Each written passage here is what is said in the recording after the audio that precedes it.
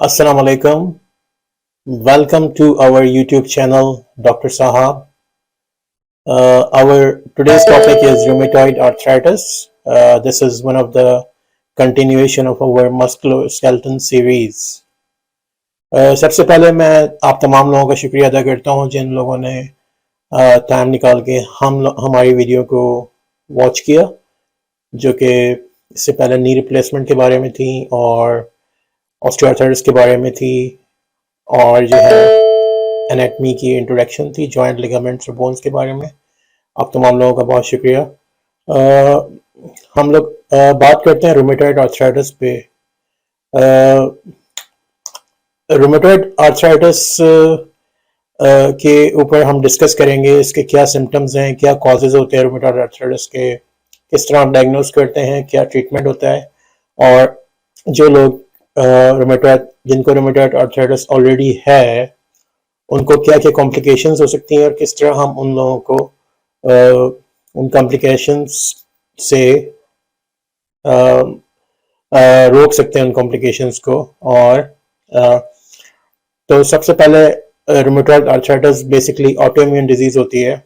Autoimmune disease का मतलब ये है कि उसका कोई रीज़न नहीं पता होता कि किस वजह से कॉज हुई है। जस्ट आपकी अपनी बॉडी के जो सेल्स होते हैं वही अपनी बॉडी के खिलाफ एक्ट करना शुरू कर देते हैं, तो इस कंडीशन को हम ऑटोइम्यून कंडीशन कहते हैं। तो rheumatoid arthritis is one of the autoimmune condition, और ये लॉन्ग टर्म कंडीशन होती है जिसके अंदर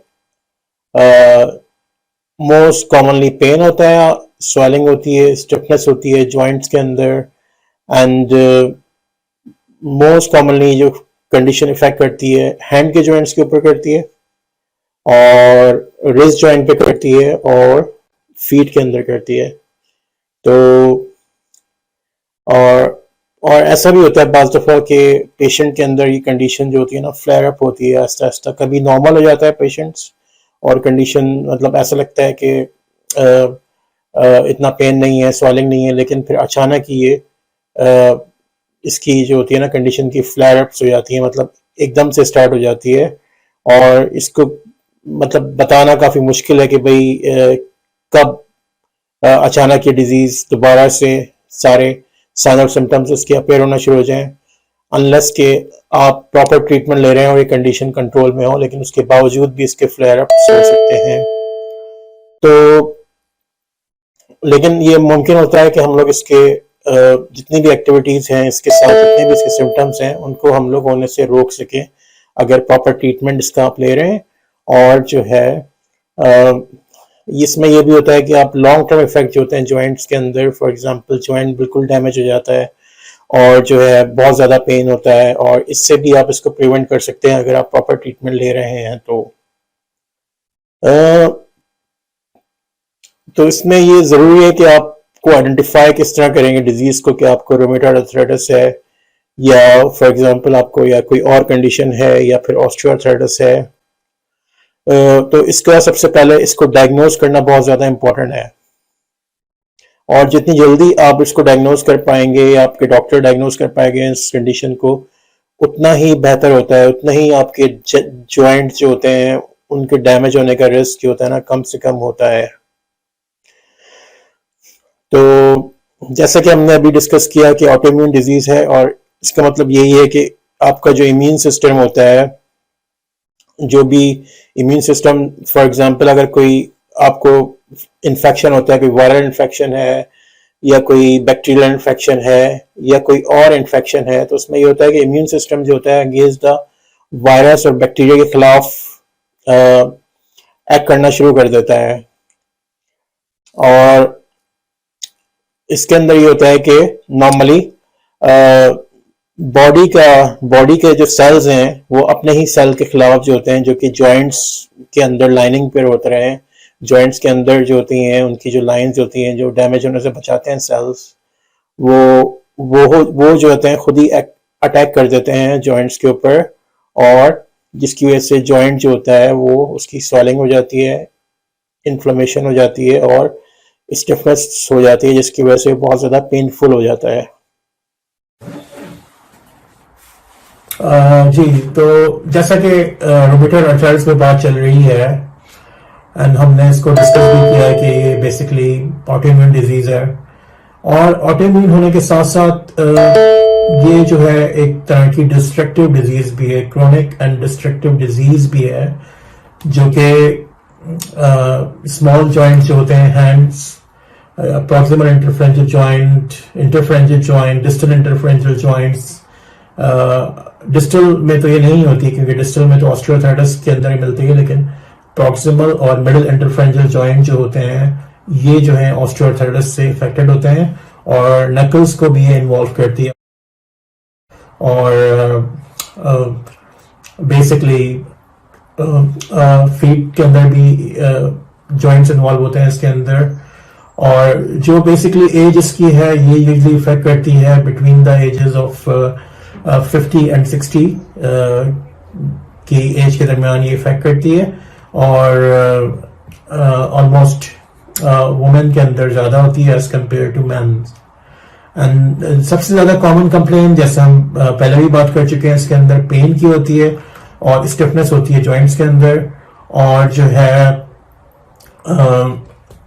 इवन के when people are resting, you know, अगर आप, खास इसका ये होता है कि इसके अंदर एक टिपिकल मॉर्निंग स्टिफनेस मिलती है। मॉर्निंग स्टिफनेस ये होती है कि जब पेशेंट सुबह सो के उठता है तो उसके जॉइंट जो होते हैं लगता है कि बिल्कुल नॉन फंक्शनल जॉइंट होते जाते हैं, हाथ मूव भी नहीं कर रहा है और पैर भी नहीं मूव कर रहा है। अगर पैर के जॉइंट्स में, मतलब लेग के अंदर कोई जॉइंट में फीट के इन्वॉल्व हुई है, और काफी पेनफुल होते हैं ये नकल्स वगैरह, और तो इसको मॉर्निंग स्टिफनेस कहते हैं। तो इस मॉर्निंग स्टिफनेस में ये होता है कि समटाइम्स पेशेंट को जो अपना हाथ और पैर जो होते हैं वो या तो वार्म वाटर के अंदर या कोल्ड वाटर के अंदर रखने पड़ते हैं in order to move their hand. So आप इसकी सीवियरिटी का अंदाजा इस बात से लगा सकते हैं कि लोग जो होते हैं वो सुबह उठ के अपने जॉइंट्स भी मूव नहीं कर पाते, और उनको हॉट वाटर यूज करना पड़ता है, पहले उनके अंदर अपने हाथ रखने पड़ते हैं कुछ देर के लिए, then they are able to move their joints. और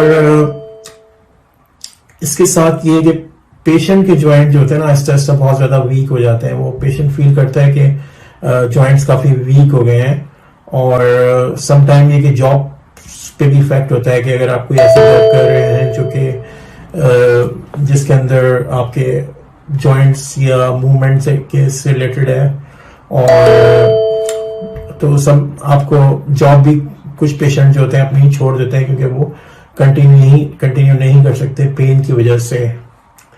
तो बेसिकली अगर ट्रीटमेंट के ऊपर बात की जाए, इसके अंदर कॉम्बिनेशन ऑफ ट्रीटमेंट यूज करते हैं, कोई एक ट्रीटमेंट नहीं है, इसका कॉम्बिनेशन ऑफ ट्रीटमेंट है। तो सबसे पहले बेसिकली एनाल्जेसिया जो भी हो सकता है, हम सिंपल एनाल्जेसिक से स्टार्ट करते हैं, लाइक पैरासीटामोल।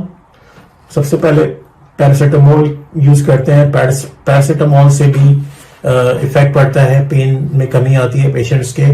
और पैरासीटामोल जो, जैसा कि नाम से ये पेन के अंदर खाली इफेक्ट करता है, लेकिन इन्फ्लेमेशन के अंदर नहीं इफेक्ट करता, और जॉइंट की जो डिस्ट्रक्टेड कंडीशन होती है, जैसे जॉइंट डैमेज हो रहे हैं, उनके ऊपर पैरासीटामोल इफेक्ट नहीं करेगा। पैरासीटामोल खाली उसका काम ये होगा कि पेन को कम कर देता है, और जब पैरासीटामोल का इफेक्ट खत्म हो जाता है तो पेन दोबारा से हो जाएगा। इस तरह नॉन एनासिड यूज करते हैं, non steroidal anti inflammatory drugs. वो जो होती है खाली नाम से जा रहे हैं एंटी इंफ्लेमेटरी, वो खाली स्वेलिंग और स्टिफनेस को कम करती हैं, ठीक है। स्वेलिंग और स्टिफनेस के अंदर वो कमी लाती हैं, लेकिन जब उनका भी इफेक्ट खत्म हो जाएगा तो स्वेलिंग और स्टिफनेस दोबारा से आ जाएगी। और लेकिन आप लोग ये देखें यहाँ पे कि जॉइंट जो डिस्ट्रक्ट हो रहा है, मतलब जॉइंट जो डैमेज हो रहा है, उस पर ये लोग इफेक्ट नहीं कर रही, ना पैरासीटामोल कर रही है ना एनासिड्स कर रही है। तो इसके लिए दूसरी ड्रग्स होती हैं जिनको डिजीज मॉडिफाइंग ड्रग कहा जाता है, और वो यूज करते हैं। तो वो फॉर एग्जांपल इसकी एक मीथोट्रेक्सेट के नाम से ड्रग है जो कि काफी इफेक्टिव है रूमेटॉइड आर्थराइटिस के पेशेंट्स के अंदर, और इससे पेशेंट को काफी फर्क भी पड़ जाता है। और ये कि काफी बेहतर है इंजेक्शन से कंपेयर के लिए, यू नो, पेशेंट इंजेक्शन भी लेते हैं, लेकिन इंजेक्शन से बेहतर जो होती है ये ड्रग्स होती है मीथोट्रेक्सेट। लेकिन डेफिनेटली आप अपने डॉक्टर से डिस्कस करें, और जो भी आपने मेडिसिन यूज करनी है अपने डॉक्टर से डिस्कस करके मेडिसिन को यूज करें। तो वो क्या करते हैं, डिजीज मॉडिफाइंग ड्रग क्या करती हैं, उनका काम होता है कि जो भी जॉइंट डिस्ट्रक्शन हो रही है, जॉइंट की जॉइंट डैमेज हो रहा है डिजीज की वजह से, उसके प्रोसेस को वो स्लो कर देती है।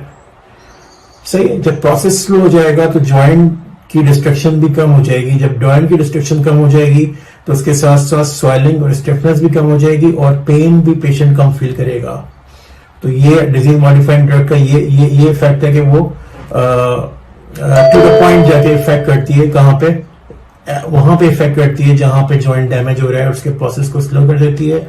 और आजकल तो बायोलॉजिकल एजेंट भी यूज हो रहे हैं जो कि इससे भी बेहतर है, लेकिन क्वाइट एक्सपेंसिव ड्रग्स होती हैं। और ये कि उनका भी इफेक्ट ये होता है कि समटाइम वो जो होते हैं, इवन के सम केसेस के अंदर पूरे प्रोसेस को भी वो खत्म कर देते हैं, जो कि जॉइंट डिस्ट्रक्शन का होता है रूमेटॉइड आर्थराइटिस के अंदर।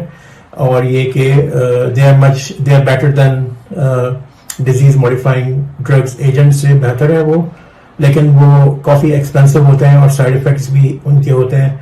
और ये कि लेकिन कुछ कंट्रीज में यूज करते हैं, और ये कि पेशेंट के जो जॉइंट डैमेज हो रहे होते हैं उनको वो बचा लेता है बिल्कुल। और जैसा कि आपको पता है, एक दफा रूमेटॉइड आर्थराइटिस वो जो ऑटोइम्यून डिजीज है तो वो रेस्ट ऑफ द लाइफ रहती है। तो इसके अंदर बस इसके अंदर एम होना चाहिए कि इसकी फ्लेयर अप्स जो होती हैं उनको रोके और आप मेडिसिन प्रॉपरली यूज करें, क्योंकि अगर मेडिसिन अगर आपने छोड़ेंगे तो दोबारा से आपको जो है ये साइन एंड सिम्टम्स स्टार्ट हो जाएंगे। लेकिन बीच में रिमिशन पीरियड भी होता है, बाज दफा बिल्कुल ही सिम्टम्स खत्म हो जाते हैं।